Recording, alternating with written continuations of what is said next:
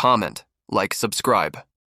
तारीख की वाहिद ऐसी कौम जिस पर तबाही का आखिरी फैसला हो चुका था, आसमान से अजाब तय था, मगर फिर वो अजाब से बिल्कुल बच निकली।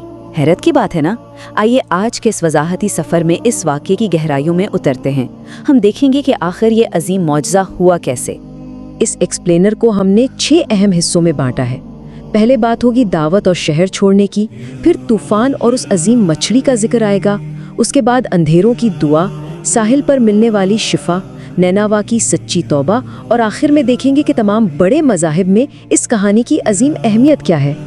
तो चलिए अपने पहले हिस्से से शुरुआत करते हैं, द इन्विटेशन एंड डिपार्चर, यानी दावत हक और शहर से रवानगी। बात है 807 से 884 कब्ल मसीह के आसपास की। मकाम था इराक़ का वो मशहूर और अजीम शान शहर नैनवा।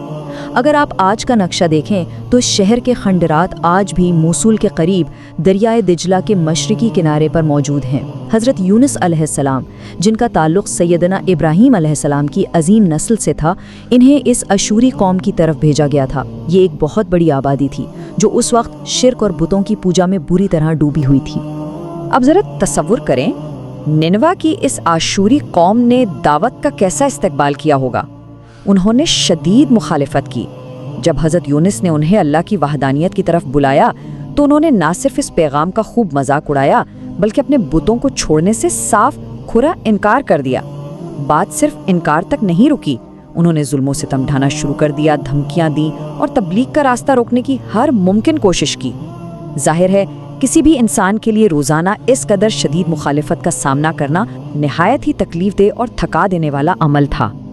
और फिर एक टर्निंग पॉइंट आता है। इस मुसलसल नाफरमानी और सरकशी से दिल बर्दाश्ता होकर हज़रत यूनुस ने उन्हें आखिरी वार्निंग दी कि सिर्फ 3 दिन के अंदर तुम पर अजाब आने वाला है।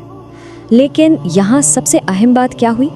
तीसरे दिन की रात उन्होंने अल्लाह के क़तई हुक्म का इंतज़ार किए बगैर ही शहर छोड़ दिया। हम जानते हैं कि अंबिया के लिए हर कदम अल्लाह के इज़्न यानी परमिशन से उठाना ज़रूरी होता है। बस यही वो लम्हा था जहाँ से एक बहुत ही बड़ी, एक इंतहाई कठिन आजमाइश का आगाज़ होने वाला था। यहाँ से हम दाखिल होते हैं अपने अगले हिस्से में, the storm and the fish, दरियाए फुरात की मुस्तरब लहरें और उस अजीम मछली का सामना। बस्ती छोड़ने के बाद हज़रत यूनुस दरियाए फुरात के किनारे पहुँचे और मुसाफिरों से भरी एक कश्ती में सवार हो गए। दिन तो निहायत ही सुकून से गुजरा, लेकिन अचानक शाम के वक्त एक खौफनाक तूफान ने उस कश्ती को चारों तरफ से घेर लिया। बहुत ऊंची खतरनाक लहरें उठने लगीं।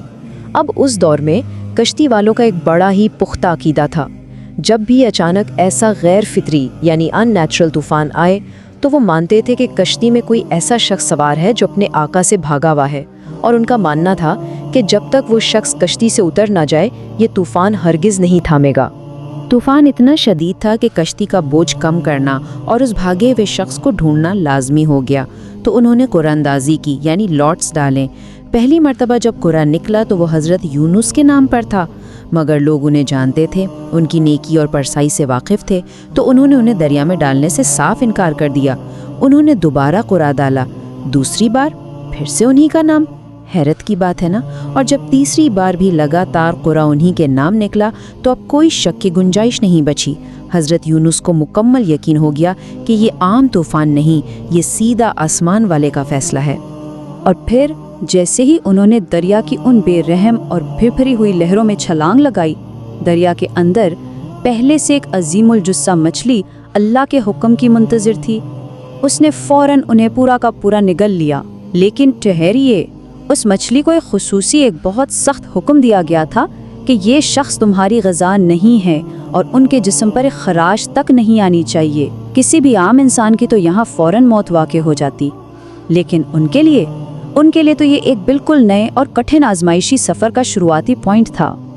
अब वक्त की रफ्तार को थोड़ा आहिस्ता करते हैं और चलते हैं अपने तीसरे हिस्से की तरफ, प्रेयर इन द डार्कनेसेस।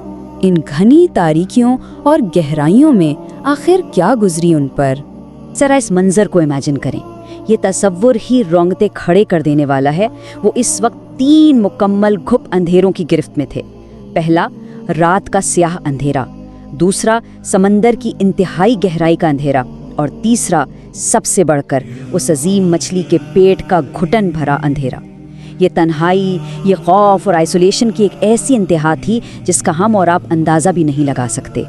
लेकिन जानते हैं, इन सब अंधेरों के बिल्कुल मरकज़ में भी रोशनी की एक किरण मौजूद थी। इन्हीं गुप अंधेरों के बीच से एक ऐसी आवाज़ उभरी जिसने आसमानों को हिलाकर रख दिया। उन्होंने पुकारा, ला इलाहा इल्ला अंत सुब्हानक इन्नी कुन्तु मिनज़ ज़ालिमीन, यानी तेरे सिवा कोई माबूद नहीं, तू पाक है, बेशक मैं ही अपने नफ्स पर जुल्म करने वाला था। रिवायत बताती है कि जब ये खूबसूरत दुआ आसमानों तक पहुंची तो फरिश्ते हैरत में पड़ गए। उन्होंने आवाज़ को फ़ौरन पहचान लिया। उन्होंने कहा, ये आवाज़ तो बहुत फ़ेमिलियर है, पर ये इतनी दूर दराज किसी अनजान गहराई से कैसे आ रही है? तब अल्लाह ने फरमाया कि ये मेरे बंदे यूनुस की पुकार है। अब एक सवाल जहन में आता है, इस हैरत अंगेज हालत में, बिल्कुल सस्पेंडेड स्टेट में, उस मछली के पेट में वो आखिर कितने अरसे जिंदा रहे? मुख्तलिफ तारीखी रिवायात पढ़ें तो इस मुद्दत का जिक्र 3 दिन, 7 दिन या 40 दिन मिलता है, जबकि कुछ रिवायात तो चंद घंटों का भी इशारा करती हैं। लेकिन असल बात क्या है?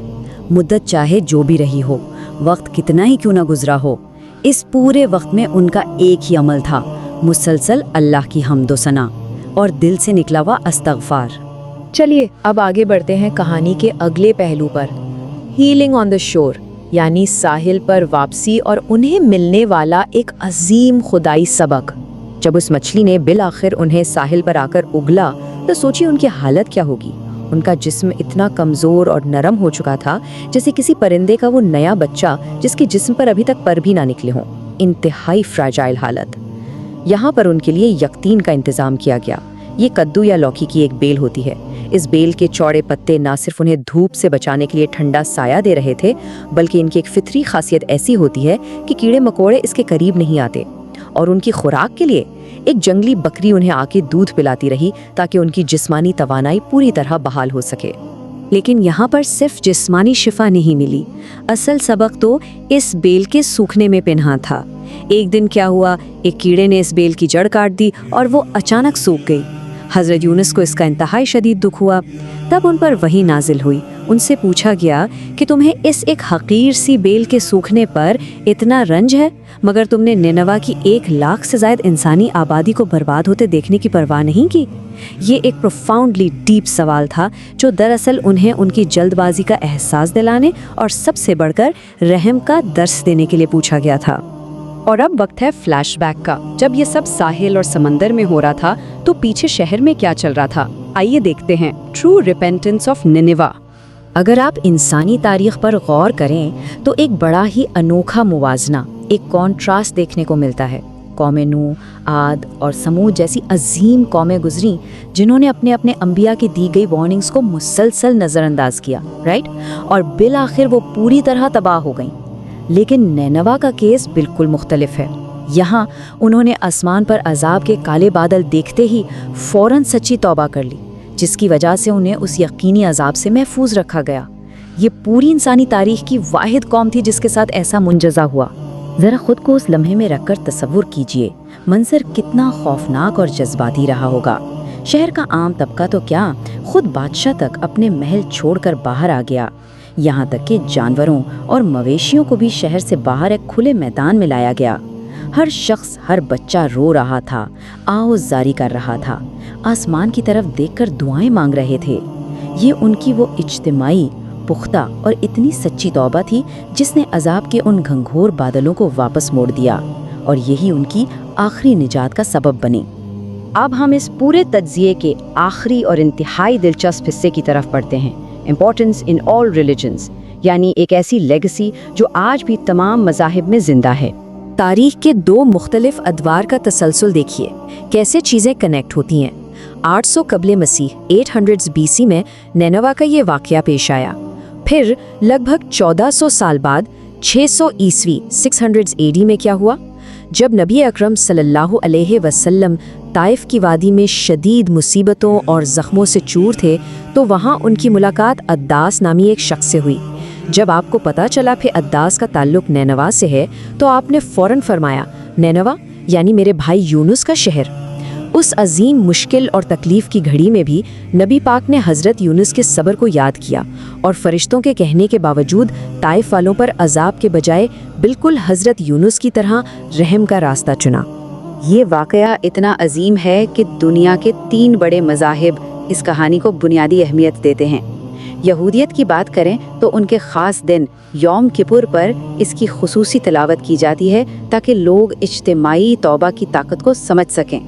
ईसाईयत में देखें तो हज़रत ईसा अलैहिस्सलाम ने मछली के पेट में हज़रत यूनुस के गुजारे उन 3 दिनों को अपने सफ़र की मिसाल के तौर पर पेश किया है। और इस्लाम में ये वाक़या सब्र, अल्लाह पर मुकम्मल तवक्कुल और यकीनी निजात की सबसे अजीम अलामत माना जाता है। तो ये अजीम वाक़या अपने पीछे एक निहायत ही गहरा सवाल छोड़ जाता है। ज़रा सोचिए, अगर किसी पूरी की पूरी कौम की एक सच्ची तौबा उन पर मुकम्मल तौर पर तयशुदा और नाजिल होने वाले अजाब को टाल सकती है, तो इसका सीधा सा मतलब ये है कि उस ज़ात की आखिरी रहम और माफ़ी की वुसअत की कोई हद नहीं है, बिल्कुल बाउंडलेस मर्सी। इस सबक आमूज और खूबसूरत सवाल के साथ हमारा आज का ये वजाहती सफ़र यहीं मुकम्मल होता है। मुझे पूरी उम्मीद है कि इस तारीख़ी मुताले से आपको बहुत कुछ नया और गहरा सीखने को मिला होगा।